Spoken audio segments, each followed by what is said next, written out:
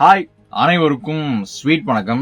So July 7 இன்னைக்கு வந்து பெருசா நான் எந்த ஒரு ரிசர்ச்சுமே பண்ண தேவையில்லை இன்னைக்கு கண்டென்ட்டுக்கு. ஏன்னா இன்னைக்கு என்னுடைய ஹீரோவுடைய பர்த்டே, மகேந்திர சிங் தோனி அவர்கள். ஸோ இன்னைக்கு என்னுடைய லைஃப்ல ஒரு 3 பயங்கரமான தோனி மொமெண்ட்ஸை பார்க்க போறோம். நிறைய அபியூஸா இருக்கு, பட் ஒரு 3 செலக்ட் பண்ணி பார்க்க போறேன். ஸோ 3, 2, 1 அப்படின்ற ஆர்டர்ல பார்க்க ஆரம்பிக்கலாம். அதே மாதிரி நீங்க யார் ஃபேனா வேணா இருக்கலாம், சச்சின், கங்குலி, விராட் கோலி, ரோஹித் சர்மா. ஆனால் இவர்கிட்ட இருந்து கத்துக்க வேண்டிய சில விஷயங்கள்னு சொல்லிட்டு நிறைய பேர் அங்கே சொல்லியிருப்பாங்க இல்லையா? ஸோ அதெல்லாம் வந்துட்டு ஒரு மாதிரி சின்னதாக அப்படியே டிட்பிட்ஸ் மாதிரி நம்ம பார்க்க போறோம். ஸோ பார்க்க ஆரம்பிச்சிடலாமா? Dhoni moment number 3. ஸோ ஆப்வியஸா நான் வந்து ஒரு 3 விஷயத்த நான் வந்துட்டு சேர்த்தி கிளப் பண்ணி என்னுடைய தோனியோட ஒரு 3rd பிளேஸ்ல நான் வைக்கிற மொமெண்டா நான் வந்து சொல்றேன். ஸோ இதான்னு பாத்தீங்கன்னா அந்த வேர்ல்ட் கப் 2011. நான் அப்போ எவ்வளவு படிச்சுட்டு இருந்தேன் சரியா ஞாபகம் இல்லை, பட் எந்த ஸ்டாண்டர்ட்னு சம்வேர் பிட்வீன் ஒரு 6th அந்த மாதிரி படிச்சுட்டு இருந்தப்போ நினைக்கிறேன். 6th or 5th தெரியல அந்த மாதிரி. ஸோ நான் வந்து எங்க அத்தை வீட்டில் மேட்ச் பார்த்துக்கிட்டு இருந்தேன். எனக்கு அப்போ கீழே விழுந்து கையெல்லாம் அடி ஃப்ராக்சர் ஆயிடுச்சு. ஸோ ஹாஸ்பிட்டலுக்குலாம் வந்துட்டு ஆன் வேல. அப்போ பெருசா அந்த போனு இந்த நெட்டு அதெல்லாம் இல்லை, அந்த டிவி தான் டிஷ்ல வந்துட்டு வீட்டில் இருக்கும். ஸோ அதுல வந்து பார்த்துட்டு இருக்கிறது தான். என்னைய வேற வந்துட்டு உட்காந்து மேட்ச் பார்க்க விடாம அந்த ஃபைனல்ஸ் 11 ஃபைனல்ஸ் 50 ஓவர் மேட்ச் பார்க்க விடாம கூட்டு போயிட்டே இருந்தாங்க. எனக்கு கடுப்பு, இதை ஏன்டா பண்றீங்கன்னு சொல்லிட்டு அண்ணா வந்து எனக்கு வீட்டுல இருந்து அனுப்பிச்சிட்டு இருந்தான் டெக்ஸ்ட். இவ்வளவு ரன்ரா இவ்வளவு ஸ்கோர்ரா அப்படின்னு சொல்லிட்டு அந்த SMS ஆப் இருக்கும். ஸோ அதில் அனுப்பிச்சிட்டு இருந்தான். ஸோ அப்படி பார்த்த ஒரு மேட்ச் தான் நான் வந்து 2011 வேர்ல்ட் கப். கரெக்டா தோனி அவர்கள் வந்துட்டு என்ன இது கரெக்டாக அந்த கம்பீர் அவுட் ஆகும்னு நினைக்கிறேன். அப்போதான் நான் வந்துட்டு மேட்ச் பார்க்குறேன். அதுக்கு முன்னாடி வரைக்கும் நான் ஹாஸ்பிட்டல் அதுன்னு கூட்டு சுத்தினே இருந்தாங்க. நான் ஹாஸ்பிட்டலே மேட்ச் பார்த்துட்டு இருந்தேன் விட்டு ஒரு மாதிரி கேப்ல. ஸோ அப்படி பார்த்து ஃபைனலா ஆஃப்டர் 26 வருஷமா டக்குனு மறந்து போச்சு, 28 இந்தியன் கேப்டன் அந்த ரவி சாஸ்திரி அவர்களுடைய அந்த ஒரு ஐகானிக்கான கமெண்ட்ரி, அந்த ஒரு எரப்ட், அந்த கேரி கிறிஸ்ட் எல்லாம் எப்படின்னு கத்துவாங்க வித் அந்த ஒரு ரெட்டு, அந்த சஹாரான் அந்த இதெல்லாம் போட்டு அந்த பேட்டை சொல்லிட்டு யுவராஜ் சிங் வந்து கட்டுப்பிடிச்சிட்டு அந்த அழுவுறது. இன்னைக்கு நினைச்சாலும் அது வந்து ஒரு பயங்கரமான மொமெண்ட். யாரெல்லாம் அது வந்துட்டு அன்னைக்கு மேட்ச் பார்த்தீங்களோ நிஜமாவே ஒரு பைசா வசூல் மேட்ச் தான் சொல்லணும். ஸோ இது என்னுடைய 3rd பிளேஸ்ல இருக்கு. 2வது இடம் எதுன்னு பாத்தீங்கன்னா இது பிளஸ் மற்ற எல்லாமே நான் சொல்லுவேன்.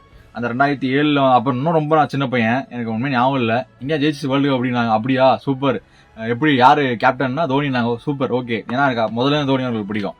சேம் சாம்பியன்ஸ் ட்ராஃபி அப்படிதான், நோ வேற அப்படிங்கும் போது ஜெயிச்சு கொடுத்தாரு இல்லையா? So but I rate this match கொஞ்சம் ஹையர் என்னுடைய இது பொசிஷன் படி, ரைட்டுங்களா? ஸோ இப்போ என்னுடைய தோனி மொமெண்ட் நம்பர் 2, 2024 IPL. என்னுடைய இத்தனை வருஷம் கிரிக்கெட் பார்க்குற அனுபவத்துல அந்த மாதிரி ஒரு மேட்சை நான் வந்து பார்த்ததே இல்லைங்க. மேபி வேற ஏதாவது சொல்லலாம், அந்த 15 இங்கிலாந்து வர்சஸ் நியூசிலாந்து ஃபைனல்ஸ் சொல்லலாம். பட் எனிவேஸ் என்னென்ன பொறுக்கி போடாலும் எனக்கு அந்த ஒரு CSK வர்சஸ் குஜராத் 2024 ஃபைனல்ஸ் வந்துட்டு ஏதோ உட்காந்து ஸ்கிரிப்டை வந்து எழுதிருக்காங்கப்பா. பயங்கர ட்விஸ்ட் அண்ட் டர்ன்ஸ் மாதிரி தான் இருந்துச்சு. ஏன்னா கிட்டத்தட்ட 3 நாள் அந்த மேட்ச் போச்சு இல்லைங்களா? அப்படி ஆரம்பிச்சு மழை பெஞ்சு திருப்பியும் மழை பெஞ்சு மேட்ச் நடக்குமா நடக்காதா, ஒருவேளை CSK மேட்ச் நடக்கலன்னா GT தான் மேல இருந்ததுன்னு சொல்லிட்டு GT கப்பு கொடுத்துருவாங்கன்னு சொல்லிட்டு என்னென்னமோ எல்லாம் ஓடிட்டு இருந்தது. CSK ஃபேன்ஸ் எல்லாம் இங்கிருந்து அங்க போய் ரயில்வே ஸ்டேஷனு பஸ் ஸ்டாண்டுன்னு படுத்து வந்து மேட்ச் பார்த்து ஐயோ அது ஒரு பயங்கரமான எபிக் மேட்ச்ங்க. அது மறக்கவே முடியாது. ஏன்னா அவ்வளவு எதிர்பார்ப்பு, கிட்டத்தட்ட தோனி ரிட்டையர் ஆக போறாருன்னு அது வேற கிளம்பிட்டு இருந்தது சைட்ல. ஸோ சரி எப்படியாவது கப்பு வாங்கி கொடுத்துருங்கப்பா, அடிச்சு பண்ணிடுறாங்க ஒரு மாதிரி வெயிட் பண்ணி பார்த்த மேட்ச். என்னதான் அந்த மேட்ச்ல நீங்க பாத்தீங்கன்னா அந்த GT செம்மையா ஸ்கோர் பண்ணிருப்பாங்க இனிஷியலா, ஆனால் அங்கேயே முடிஞ்சது. சரி ரைட் அவ்வளவுதான், இந்த தடவையும் ஃபைனல் வந்து அடி வாங்கிட்டு போக போறோன்ற மாதிரி தான் கிட்டத்தட்ட ஒரு மேக்சிமம் மைண்ட் பாயிண்ட் அப்படிதான் இருந்தது. ஏன்னா மழை வந்து 15 ஓவர்ல 170 ரன்லாம் CSK அடிக்குமா ராசா அப்படின்ற மாதிரிலாம் இருந்து CSK பேட்டிங் வந்ததுல இருந்தே எனக்கு ஒரு மாதிரி தான் கொண்டுருந்தேன். ஏன்னா என்னடா எப்படி ஆடுறீங்க, கான்வே அடிக்கிறாரு அப்படி ஒரு மாதிரி கரெக்டா ரன் ரேட் மெயின்டைன் பண்ணிட்டே இருந்தாங்க. ஸோ ஒரு மாதிரி ஒரு மறக்க முடியாத மேட்ச்னே சொல்லலாம். ஸோ அப்படி போயிட்டு இருந்தது. என்னதான் தோனி அவர்கள் பர்ஃபார்ம் பண்ணனாலுமே நான் அவரு தான் சரி தலை வந்து நீங்க மடிச்சு கொடுக்க போறாரு திருப்பி 2011 பார்த்தா அவர் அவுட் ஆயிட்டு போயிடுவாரு, வந்ததுல கேட்ச் கொடுத்துட்டு போயிடுவாரு. ஐயோ அப்படின்னு சொல்லிட்டு கடைசியா நம்ம எங்க பெரிய அண்ணன் ஜடேஜா அவர்கள் அப்படிதான் நான் சொல்லுவேன். ஸோ எங்க பெரிய அண்ணன் வர ஸ்ட்ரைக்ல இருந்தாரா எனக்கு சத்தியமா நம்பிக்கையே இல்லை. ஏன்னா அவர் பெரிய ஹிட்டர் இல்லைன்னு எனக்கு நல்லாவே தெரியும். ஜடேஜா அவர்களால என்ன முடியும்ன்றத அவர் ஏதோ அடிப்பாரு, அவ்வளவுதான். பயங்கர மிகப்பெரிய ஹிட்டர்லாம் நான் சொல்ல மாட்டேன். பட் வித் மோஹித் சர்மா வேற போட்டுருந்த ஃபைனல் வர. ஸோ மோஹித் சர்மா 2 பால்ல 10 ரன்லாம் வாய்ப்பே நினைச்சுக்கிட்டு இருக்கும்போது தூக்கி ஸ்ட்ரெயிட்ல ஒரு 6 அங்க உட்கார்ந்தவன் தான் சுற்றி எல்லாரும் கத்திட்டு இருந்தாங்க எனக்கு சுற்றி. நான் வந்து பிரசாந்த் அண்ணா அமியோ கரேஜ்னு ஒரு படம் டைரக்ட் பண்ணியிருப்பாரு, மாஸ்டர் மைந்தானா வச்சு. ஸோ அவங்க வீட்டில் தான் நான் பார்த்துக்கிட்டு இருந்தேன். எல்லாருமே ஒரு மாதிரி கத்தணும், அவரே சு அப்படின்னாரு. நான் சைலண்டாக அவனுக்கு நம்பவே முடியல. எங்கள் அண்ணா 6 அடிச்சாரு அப்படின்ற மாதிரி உட்காந்துட்டு இருந்தேன். கடைசி பால் 4 ரன் அப்படிங்கும்போது, அதுவும் அடிக்க போறது இல்லையா, ஏன்டா தோக்கறனா தோத்து போயிருக்க முன்னாடியே, ஏன் அப்படி வந்துட்டு ப்ரெஷர் ஏற்றி நம்பிக்கை கொடுத்து தோத்து போறீங்கன்ற மாதிரி தான் உட்காந்துட்டு இருந்தேன். பார்த்தா கடைசி பால் 4 வாட்ரா அப்படின்ற மாதிரி ஒரு மாதிரி வாயை பொழந்துட்டு தான் லைட்டாக ஒரு மாதிரி தண்ணியெல்லாம் டேஸ்ட்லாம் வர ஆரம்பிச்சிருச்சு. கரெக்டாக அவர் அடிச்சு முடிச்சுட்டு அப்படி பேட்டை தூக்கிட்டு அப்படியே ஓடி போய் தலை முன்னாடி நின்று தலை அவரை தூக்கணுன்னே உலக்குன்னு என் கண்ணு தண்ணி வந்துருச்சு. ஏன்னா தோனி அவர்கள் அதுக்கு முன்னாடி நான் அப்படி பார்த்ததே இல்லை. அந்த மேட்ச் முடியறதுக்கு முன்னாடி வரைக்குமே அந்த கடைசி ஓவர்லாம் வந்துட்டு ரொம்ப தலையை தொங்க போட்டு கண்ணை மூடிட்டு ஈஸ்வரா என்னன்னு வேணுனாருன்னு தெரியல, அப்படிலாம் பார்த்ததே இல்லை. இது எந்த இதுலையுமே நான் பார்த்ததே இல்லை. வந்து ஜடேஜா அவர்கள் அப்படி தூக்கும் போது ஸ்டில் மறக்க முடியாத ஒரு மேட்ச் அது. சரி, ஓகே, அடுத்த நம்பர் 1 நான் போயிடுறேன். என்னுடைய எக்ஸ்பீரியன்ஸ்ல தோனி அவர்களுடைய நம்பர் 1 பொசிஷன் அப்படின்னு பாத்தீங்கன்னா, ஏப்ரல் 8ஆம் தேதி சென்னை சேப்பாக்கம்ல 2024 சிஎஸ்கே vs KKR மேட்ச் நாங்கெல்லாம் பார்க்க போயிருந்தோம். என்னுடைய ஃபர்ஸ்ட் கிரவுண்டுக்கு போன அனுபவம் அதுதான். என்னுடைய ஹீரோ மகேந்திர சிங் தோனி அவர்களை பார்த்த மொமெண்ட்டும் அதுதான். சத்தியமா சொல்றேன், நீங்க என்னதான் தலைவர் படம் FTFS பார்த்துருக்கலாம், தளபதி படம் பார்த்துருக்கலாம், தலை படம் பார்த்துருக்கலாம், சூர்யா அவர்கள், கமல் சார் எதை வேணா பார்த்துருக்கலாம். சேப்பாக்கம்ல மகேந்திர சிங் தோனி அவர்கள் பேட்டிங்க்கு வரும்போது ஒரு அட்மாஸ்பியர் இருக்கும், ஒரு ஃபயர் ஒன்று பறக்கும். அதை தயவு செஞ்சு மிஸ் பண்ணிடாதீங்க. எனக்கு தெரிஞ்சு கண்டிப்பா அடுத்த வருஷம் ஆடுவாரு. நீங்க தோனி ஃபேனா இருங்க, ஹேட்டரா இருங்க, அவர் கழி ஊத்துறதா இருங்க. இப்ப நானும் வந்து விஜய் ஃபேன் தான். ஆனா நான் போய் தலை படம்லாம் எப்படி நான் பார்த்திருக்கேன், செலிப்ரேட் பண்ணிருக்கேன். ஸோ அங்க எனக்கும் வைப் ஆகும்.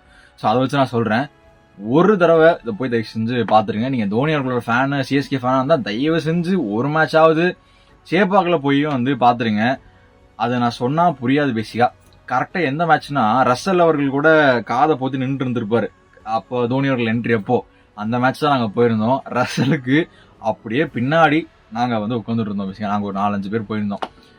சத்தியமா வந்துட்டு ஒரு மாதிரி அதெல்லாம் out of the world moment. இதுக்கப்புறம் என் வாழ்க்கையில அப்படி ஒரு கூஸ்பம்ஸ் மொமெண்ட் வருமானு எனக்கு தெரியல. என்னன்னா ஒரு ஆள் வந்து பேட்டிங் ஆடுறா, இது ஏன்டா இவ்வளவு சீன் போடுற அப்படின்னா, அது நீங்க ஒரு தடவை போய் பாருங்க. உண்மையிலேயே கிரிக்கெட் பிடிச்சி ஒரு மனுஷனை நான் வந்து அவர் வந்து 2004 இருந்து ஃபாலோ பண்ணிருக்கேன். அவர் எப்போ உள்ள வந்தாரோ அப்ப இருந்தே, அப்போ அவரெல்லாம் தெரியாது, முடி பெருசா வச்சுட்டு காட்டடி அடிப்பாருன்னா எனக்கு ரொம்ப பிடிச்சி போச்சு. அப்ப இருந்து பார்த்து ஒரு 20 வருஷம் கழிச்சு ஒரு நேரில் பாக்குறேன். அதுவும் அந்த ஒரு அட்மாஸ்பியர்லங்கும் போது கிச்சு தான், அப்படியே பயங்கர வெறியா இருந்தது. என்ன அந்த மேட்ச் வந்துட்டு ஒரு 6 போட்டிருந்தாருன்னா மஜாவா இருந்திருக்கும்.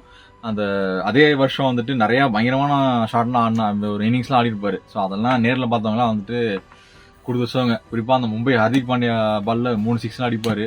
ஐயோ, சரி, ஓகே, இதுதான் என்னுடைய ஒரு 3 விஷயங்கள். ஃபைனலா இந்த வீடியோ முடிக்கிறதுக்கு முன்னாடி மகேந்திர சிங் தோனி அவர்கிட்ட இருந்து நான் பர்சனலா கத்துக்கிட்ட சில விஷயங்கள்லாம் வந்து நான் அப்படியே லைன்அப் சொல்லிடுறேன். சின்ன நான் முடிச்சிடறேன், உங்க வீடியோ பெருசா போயிட்டு இருக்குன்னு நினைக்கிறேன்.